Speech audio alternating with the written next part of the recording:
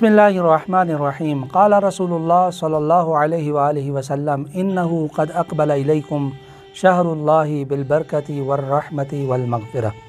सवाल ये है कि इस माह मुबारक रमज़ान को खुतबा शाबानिया के अंदर रसूल खुदा सल्लल्लाहु अलैहि वआलिहि वसल्लम ने माह मग़फ़िरत क्यों कहा, माह अफ़्व क्यों नहीं कहा?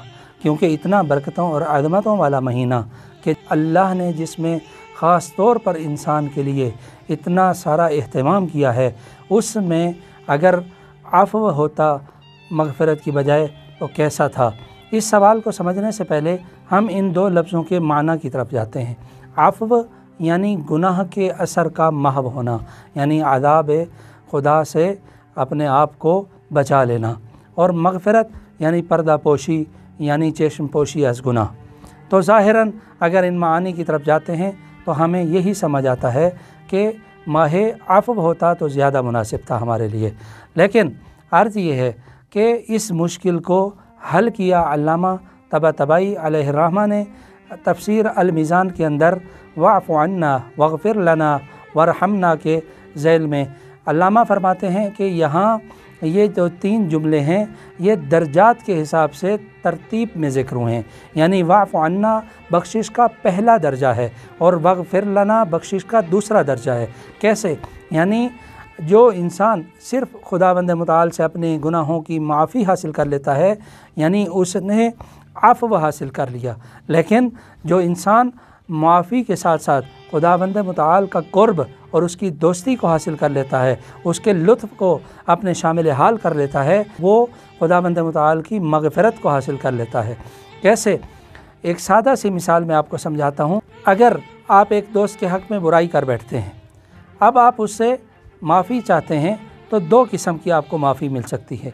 पहली ये कि वो आपको माफ़ कर देता है और साथ ही ये कहता है कि मैंने माफ़ तो कर दिया, लेकिन आपको इसके बाद मैं देखना नहीं चाहूँगा, मैं आपके साथ किसी किस्म का राब्ता नहीं रखना चाहूँगा। ये है अफ़्व। और मग़फ़िरत क्या है? मग़फ़िरत ये है कि वो आपके वो जो उस बुराई थी उसको भी माफ़ करे, आपको सीने से लगाए, गले लगा कर गोया ऐसे हो जाए आपके साथ कि आपने कोई बुराई उसके साथ की ही नहीं थी, उसके हक़ में कोई बुराई नहीं की थी आपने, वो आपसे ऐसे हो जाए। ये है मग़फ़िरत। आइए इस माह मुबारक रमज़ान में कि जिसमें आमाल मकबूल, दुआएं मुस्तजाब हैं, वहाँ बाकी सारे इतने फ़ज़ाइल हैं खुतबा शाबानिया के अंदर, उन सब को छोड़कर नौमुकुम इबादा वाले जुमले पर ही ना बैठे रह जाएं कि हमने फ़कत यही बात ले ली खुतबे से कि हमारी नींदें इबादत हैं। नींदें इबादत कहने वाली ज़ात ख़ुद अगर बिस्तर इकट्ठा कर रही है अपना, तो हमें समझना होगा कि यहाँ नींद इबादत कुछ इस माना में है कि हमें ज़्यादा सोना नहीं है, हमें सोना है तो किस लिए? इसीलिए कि हम अपने आप को इबादत के काबिल कर सकें। ये है नौमुकुम इबादा का असली मतलब। और अगर हम इस महीने में मग़फ़िरत हासिल नहीं कर पाते तो इमाम जाफ़र सादिक़ अलैहिस्सलातु वस्सलाम फरमाते हैं कि मन लम युग़फ़र लहू फ़ी शहर रमज़ान लम युग़फ़र लहू इला क़ाबिलिन इल्ला अन यशहद अरफ़ा, कि जो शख्स इस माह मुबारक में अपनी बख्शिश तलब नहीं कर सका, मग़फ़िरत हासिल नहीं कर सका, वो फिर नहीं बख्शा जाएगा मगर ये कि वो फिर अरफ़ा को जाकर पाए और अरफ़ा के दिन वो अपनी मग़फ़िरत को हासिल करे।